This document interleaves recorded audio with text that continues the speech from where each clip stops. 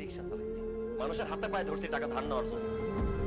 তোর কাবিনের টাকা মাফ করতে বলছিলাম, তুই আমার কাবিনের টাকা মাফ করস নাই, উল্টা আমার কাপুরুষ কইছস, আমারে জেল খাটানো হুমকি পর্যন্ত দিছস। আজকে আমি এই বাড়ির ভিটার বন্ধক দিয়া তোর কাবিনের টাকা বুঝাই দিছি। এত কিছুর পরে তুই ভাবলি কিভাবে আমি তোর মতো মেয়ের সাথে সংসার করবো? ভালো ভালো এবার থেকে বাইরে হয়ে যা, নাহলে আমি তোর ঘাট ধাক্কা দিয়ে বাইর করে দিব। না না, তুমি এইভাবে কথা কইও না, আমি এই বাড়ি থেকে কোথাও যাব না। আম্মা আম্মা, আপনি বলতেছেন না? আপনি পোলারে কি কইতাছে? আম্মা আপনি একটু বুঝান, আপনার ছেলেরা বুঝান না। আম্মা এখন কেন আমি বুঝাই বল? যখন আমি তোমারে বুঝাই বলছিলাম তখন তো তুমি বুঝবানো নাই। এখন আমার ছেলে যা বলতেছে একদম ঠিক কথা বলতেছে। তোমার মতো এরকম একটা পাষাণ লোভী মাইয়া আমার বাড়ির বউ হইব সেটা এখন আমিও চাই। তুমি কাবিনের টাকা চাইছিলা, কাবিনের টাকা পাইছো। এখন যাও আমগো বাড়ি থেকে, এখন তুমি বাইরে যাও। আম্মা, আপনি আবার এই বাড়ি থেকে চলে যেতে কইতাছেন?